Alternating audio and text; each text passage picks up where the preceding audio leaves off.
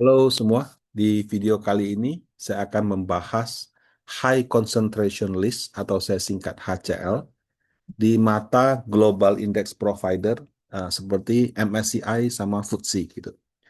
Baru-baru ini di hari Kamis, saya masih ingat waktu itu saya lagi jalan kaki dari Tower 1 ke Tower 2, pas sore hari itu lagi rame wartawan keluar gitu. Oh, kemudian setelah wartawan keluar, tidak lama kemudian para pejabat dari bursa sama OJK kalau nggak salah keluar dan diwawancara. Ya saya cuma lihat sekilas saja, saya nggak tahu itu tentang apa. Saya balik ke kantor. Pas masuk kantor, fund manajernya datang ke saya, Rut, kamu udah dengar belum tentang HCL gitu? HCL, saya bilang HCL itu apa? HCL itu katanya ini list saham terkonsentrasi sudah dapat daftarnya belum gitu. Saya bilang, terus terang saya belum tahu. Tapi kalau berdasarkan saya punya asumsi ya, eh, data HCL itu adalah saham-saham yang datanya sudah keterbukaan 1%. Kemudian para pihak itu kan pihak bursa minta untuk declare. Ini sebenarnya afiliasi atau bukan. Kalau ternyata afiliasi itu dianggap eh, sorry, non free float. Jadi contoh misalnya ada saham, dia punya pengendali 60%. Terus ternyata ada satu pihak punya saham 4%. Nah, dia kan selama ini namanya nggak keluar karena di bawah 5. Tapi begitu namanya sudah keluar 4%, ada nama individu nih. Dia bukan direksi, bukan komisaris. Nah, nanti tugasnya si eh, perusahaannya untuk declare yang punya 4% ini pengendali atau bukan. Kalau ternyata dia pengendali, maka free float-nya harus dikurangi. Jadi 60 plus 6 tambah 6 sorry 4% itu non free float, sisanya baru free float. Tapi kalau ternyata pihak tersebut adalah eh, apa afiliasi, karena belakangan namanya keluar, mau tidak mau tuh take out dari free float gitu. Tadinya saya terus terang saya berpikir eh, HCL atau apapun namanya itu waktu itu saya masih kayak gitu ngerti adalah keterbukaan data 1% plus dia punya eh, yang namanya itu afiliasi atau bukan. Nah kemudian itu sekitar jam 4 jam 5-an saya sempat WA juga kenalan saya di bursa, katanya ada ini sudah keluar belum gitu. Belum dapat respon waktu itu, baru agak sorenya keluar. Nah, setelah keluar, saya lihat di sosmed heboh gitu kan. Wah, ini HCL, HCL, HSL gitu. Terus orang bahas pakai bagaimana, bagaimana, bagaimana. Baru saya coba pelajari lebih lanjut. Nah, memang ada 9 saham yang masuk. Jadi ini menggunakan data per 31 Maret 2026, diumumkan tanggal 2 April.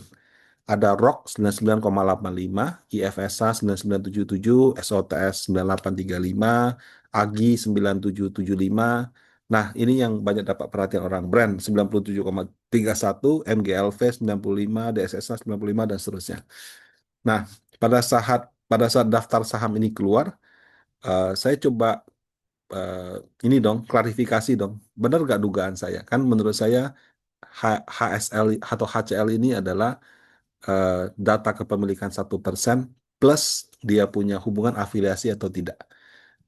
Eh, saya cek data sumber datanya dulu gitu. Ini kan list ini banyak beredar di sosmed gitu kan. Namanya kalau kita kerja di lembaga jasa keuangan, ya kadang-kadang sumbernya harus kita verifikasi langsung dari sumbernya, jangan hasil olahan orang. Bukan berarti salah, tapi bisa salah gitu. Nah kalau kita ambil dari sumbernya, paling tidak kalau kita salah, memang sumbernya yang salah. Jadi saya pertama ke websitenya bursa, saya di bagian pengumuman, saya cari benar nggak? Oh ternyata benar, memang ada 9 saham ini gitu. Jadi pengumuman kepemilikan saham terkonsentrasi tinggi. Kalau Indonesia, kalau Inggrisnya kan HSC gitu. Indonesia berarti eh, KSTT gitu. KST2 gitu. Nah, jadi HSC kalau Indonesia KST2 gitu. Em, nah, saya coba verifikasi benar nggak dugaan saya bahwa yang namanya HSC ini atau eh, yang T2 tadi itu adalah saham 1% ke atas plus deklarasi.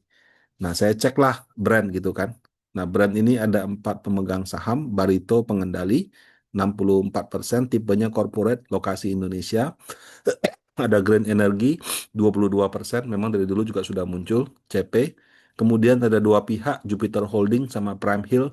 Ini kalau kamu lihat prospektusnya memang sejak awal mereka sudah ada, tapi setelah dia IPO namanya hilang karena di bawah 5%.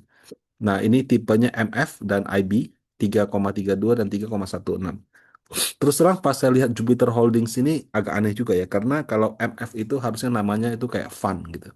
Jadi kalau namanya bukan fund, itu harusnya bukan MF. Cuma mungkin saya salah kan. Siapa tahu memang benar ada nama atau tipe reksadana dari Singapura yang nggak ada kata fund-nya gitu. Nah, kalau yang ini ada kata fund-nya malah tipenya IB, bank gitu. Nah, itu jangan-jangan banknya itu yang atas nama ya.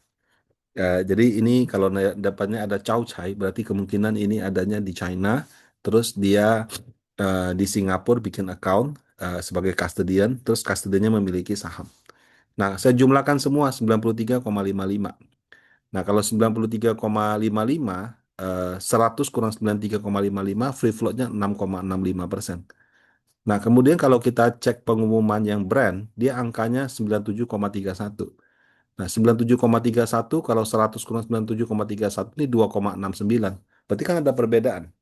Menurut si siapa? Menurut si kepemilikan data di atas 1% dengan asumsi dua pihak ini adalah non free float, menurut saya harusnya tidak karena dia saham yang sudah ada waktu IPO itu harusnya free floatnya 6,65.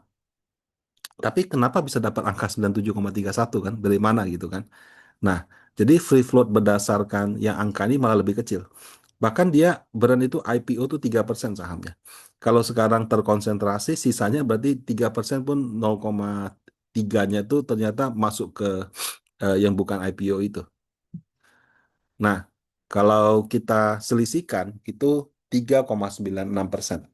Artinya ada 3,96% daripada saham brand yang kepemilikannya per nama kurang dari 1% sehingga tidak terdeklar itu ternyata masuk dalam daftar investor terkonsentrasi gitu. Nah, em, apakah ini adalah pihak-pihak yang merupakan afiliasi dari pengendali?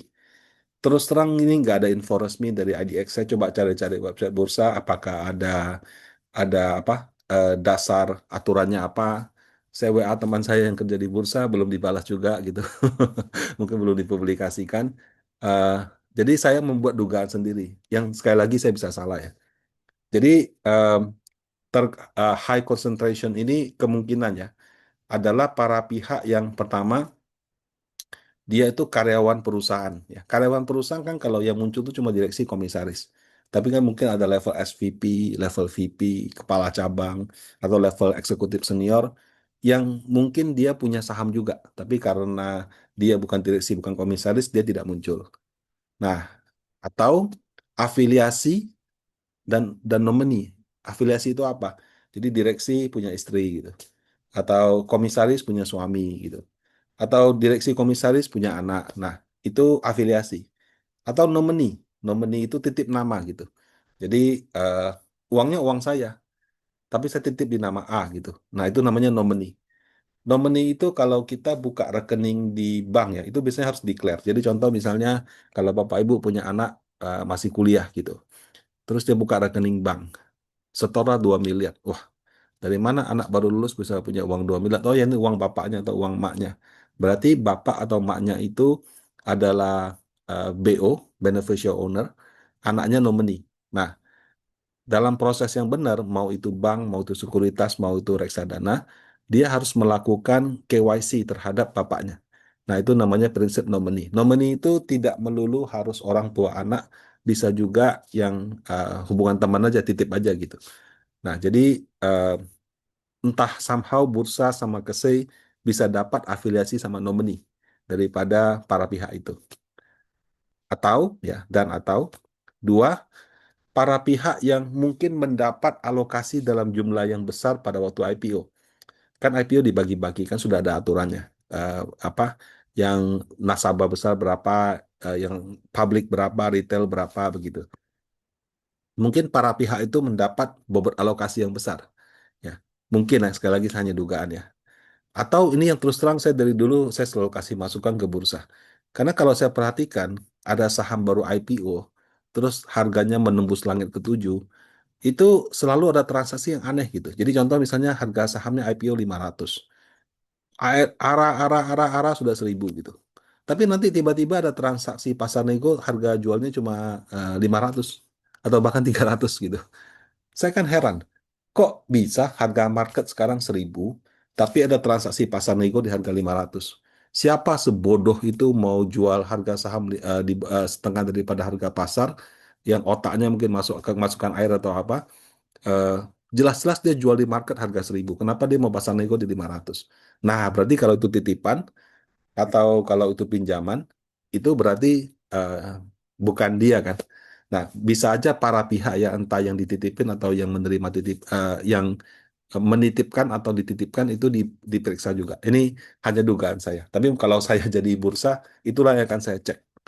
Ya, karena nggak masuk akal. Kok bisa pas harga pasar segitu dapat di harga bawah? Apakah melanggar aturan? Tidak melanggar aturan. Transaksi pasar nego itu sah menurut aturan gitu. Tapi kalau misalnya ada orang dijual dengan harga sangat di bawah, ya patut diduga gitu kan. Itu jangan-jangan cuma nomini. Ya, sekali lagi ini hanya dugaan, bisa salah total gitu. Nah, jadi bursa dengan caranya ketemulah namanya HSC tadi atau HCL tadi, High Concentration List. Tentu yang punya data ini menurut saya hanya pihak bursa gitu.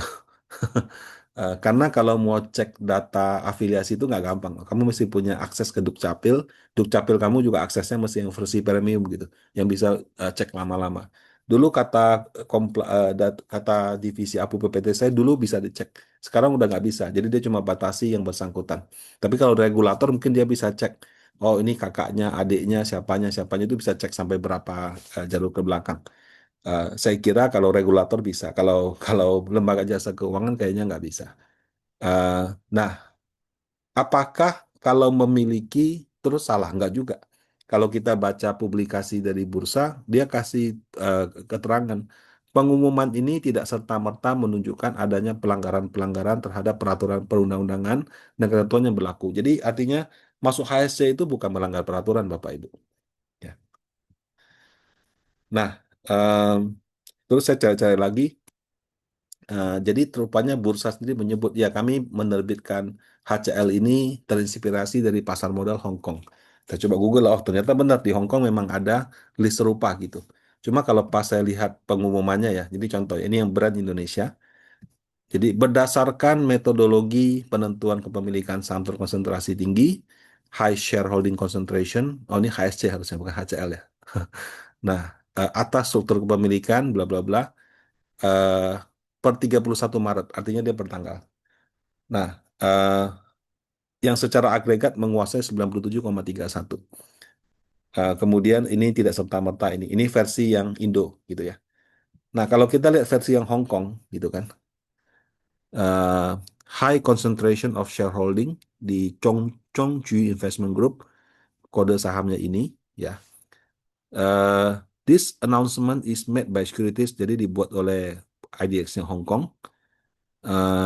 Kemudian eh, per berdasarkan data 2 Maret.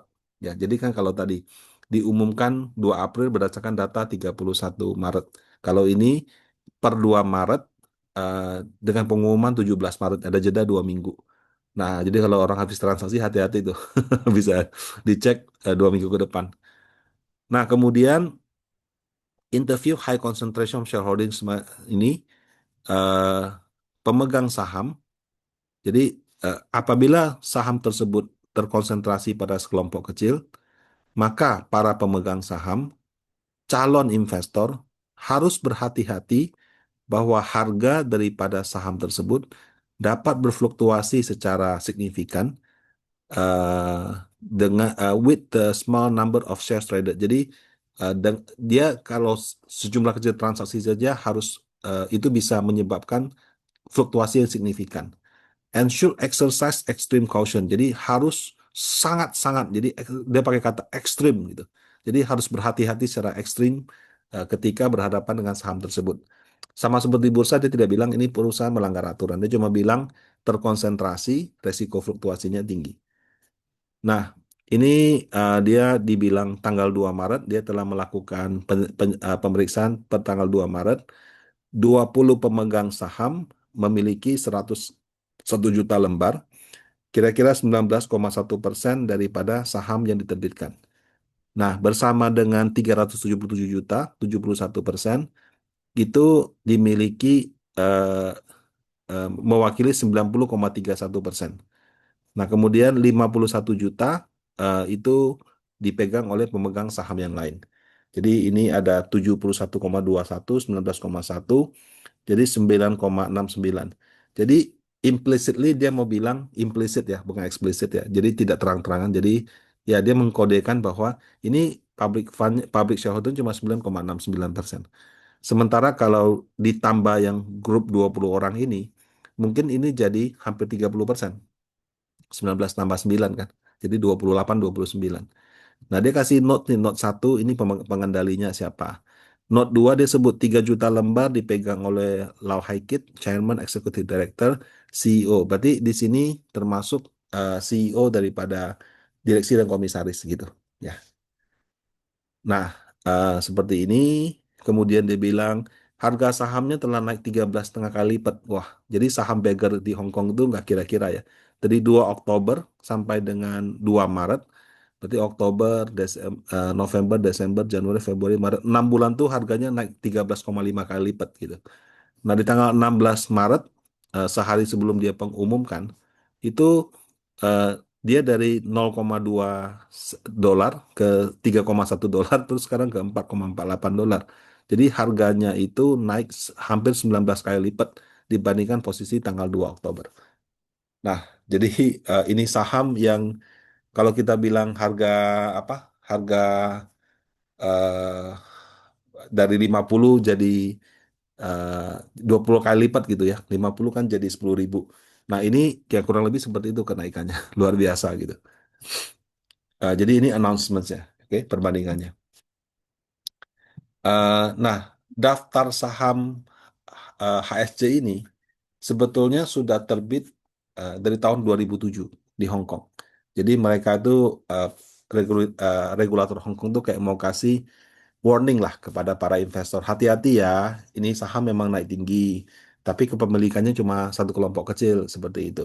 Jadi untuk menghindari jangan sampai orang beli saham, bukan bukan menghindari, jangan sampai orang itu mengira harga sahamnya naik, free floatnya tinggi, padahal itu terkonsentrasi pada sekelompok kecil investor.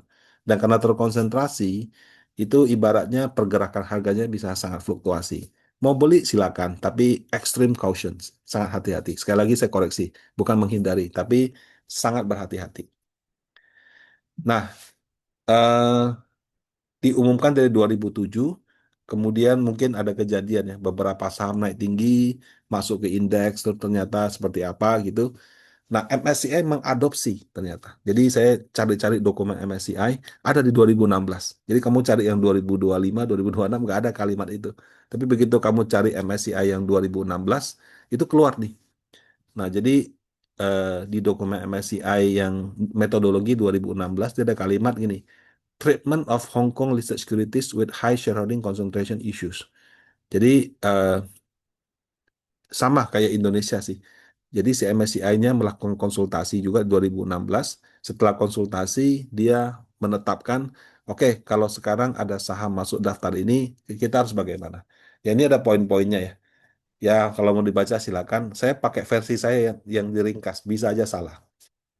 Intinya gini, kalau saham non-member, ya, jadi belum member MSCI, masuk ke dalam HSC ini, maka out. Sorry, jadi saham yang non-member nggak bisa masuk dalam MSCI. Dia sudah strict cut. Jadi kalau kamu sahamnya belum member, terus kamu masuk HSC, lupakan masuk MSCI. Nah, saham yang sudah jadi member MSCI, belakangan diumumkan dia itu HCL atau HSC, dikeluarkan kapan? Di review berikutnya. Jadi nggak serta-merta. Jadi kalau non-member nggak bisa masuk. Kalau member, next-nya out. Nah, MSCI itu ada pengumuman, ada efektif. jaraknya itu kadang-kadang 2 minggu gitu. Jadi misalnya dia umumkan tanggal 10 Mei, dia aktifnya tanggal 1 Juni misalnya, atau lebih lebih pendek lagi gitu. Nah, bagaimana dengan pas 10 Mei dia sudah masuk, tapi pas tanggal 12 Mei baru tahu ternyata dia HSC gitu dan dibatalkan. Kenapa? Jadi MSCI itu dia masih bisa revisi keputusannya sampai dengan H-5. Nah, tapi kalau ternyata nih baru tahunya H-1 udah terlanjur gitu ya, ya nanti baru dikeluarkan pada review berikutnya. Nah, kalau dia sudah masuk HSC gitu ya, HCL gitu kan, eh, pengen masuk lagi gimana Pak? Bisa, MSCI dia buka pintu. Syaratnya adalah FIF-nya harus 15%. Dan kalau dia sudah hit FIF 15%, tunggu 12 bulan. Jadi ini yang alasan kenapa bursa itu bikin aturan eh, free float tuh kalau bisa 15% seperti itu. Ya. Nah, jadi eh, kalau ini menurut saya eh, mungkin dasarnya itu. Jadi kalau dia sudah terlanjur masuk HSC, mau masuk lagi boleh 15%. Setelah 15% tunggu 12 bulan. Jadi nggak serta-merta. Nah, jadi itu yang MSCI. Ya. Nah, FTSE bagaimana? FTSE juga ada nih. Ini FTSE versinya FTSE. Jadi ini FTSE yang 2026. Saya dapat yang dokumen dokumen yang Januari terbarunya. Bahkan dia setiap setiap tahun periode itu dia update. Jadi dia ada pasal khusus tentang high shareholding concentration gitu. Nah, ini seperti ini mau dibaca silakan. Eh, Kalau saya ringkas ya, kurang lebih seperti ini. Jadi kalau non-member masuk ke HSC atau HCL, maka 2 tahun nggak bisa masuk. Jadi eh, si FTSE itu mensyaratkan saham yang masuk ke dalam indeksnya dia selama 2 tahun terakhir tidak boleh berada dalam list HSC. Nah, kalau member yang sudah membernya FTSE masuk, periode berikutnya hapus. Jadi tidak segera, cuma pas review berikutnya. Nah, kalau non-member sama dia sama kayak MSCI sih. Jadi ada pengumuman, ada efektif. Pas diumumkan dia masuk, tapi pas efektif di tengah-tengahnya ternyata diumumkan. Nah, maka dibatalkan. Nah, terus kalau mau masuk lagi gimana, Pak? Jadi kalau non-member dia masuk ke HCL, kemudian sudah lebih dari 2 tahun, ya, dan asumsi eh, belum dicabut gitu. Boleh masuk nggak? Boleh lewat 2 tahun kan, tapi tetap akan direview oleh FTSE. Jadi dia akan cek secara khusus apakah dia punya shareholding itu sudah meningkat, sorry dia punya free float sudah meningkat gitu. Ya, jadi 2 tahun. Kalau MSCI 1 tahun ini 2 tahun gitu. Nah kemudian kalau non-member masuk yang HCL, kemudian dicabut. Jadi yang pertama itu dia masuk HCL belum dicabut. Kalau yang kedua dia masuk HCL, kemudian dicabut. Jadi bursa kan tetapkan, bursa juga bisa mencabut gitu. Nah, setelah dicabut sudah lebih dari 2 tahun, itu ditreat sebagai saham baru, tapi FTSE tetap akan, FTSE tetap akan meneliti dia secara khusus dan bisa saja dia tunda. Gitu. Nah, kemudian kalau bursanya tidak provide HCL bagaimana? Ya, FTSE bisa buat sendiri. Nah, jadi ini kurang lebih ketentuan tentang bursa. Tapi intinya adalah MSCI FTSE bilang kalau kamu non-member, kamu masuk HCL, forget it. Kalau kamu member, kamu HCL, dan next review kamu out. Gitu. Gampangnya begitu. Nah, eh, ya kan 9 saham itu mungkin saham yang agak yang masuk di FTSE sama MSCI ya mungkin cuma brand sama DSSA karena mereka market cap-nya besar seperti itu. Kalau 7 lainnya sih kayaknya enggak gitu. Nah, jadi kalau sesuai dengan dokumen 2016 dan 2026 ini, maka MSCI akan mengeluarkan saham ini berdasarkan pengumuman berikutnya, yaitu di 12 Mei, efektif 1 Juni. Kalau FTSE, berarti pengumumannya 5 Juni, efektifnya 22 Juni. Jadi dua saham ini mungkin akan eh, punya tekanan jual dari passive fund di bulan Juni nanti gitu. Dengan asumsi mereka baru keluarkan di bulan Juni ya. Nah, tapi kalau indeks fund sih biasanya mereka akan lakukannya itu eh, memang menjelang ini, menjelang biasanya pada satu hari sebelum tanggal efektif. Jadi bukan dari jauh-jauh hari. Kenapa? Karena kalau dia keluarkan ada resiko itu indeksnya sama indeks acuannya sama dia itu ada selisih, tracking errornya besar. Nah, sebagaimana sering saya sebutkan, saham masuk indeks itu tidak berarti pasti harganya akan naik. Saham keluar dari indeks juga belum tentu harganya akan turun. Ya, memang akan ada tekanan beli atau tekanan jual kalau pas dia masuk atau keluar gitu. Tapi biasanya hanya H-1 atau H beberapa hari sebelum efektif aja. Nah, kalau dalam berinvestasi, sebaiknya selalu fokus pada fundamental, story, ataupun prospek pertumbuhan perusahaan. Pembahasan saham di sini bukan rekomendasi beli, jual, atau tahan. Semoga bermanfaat. Terima kasih.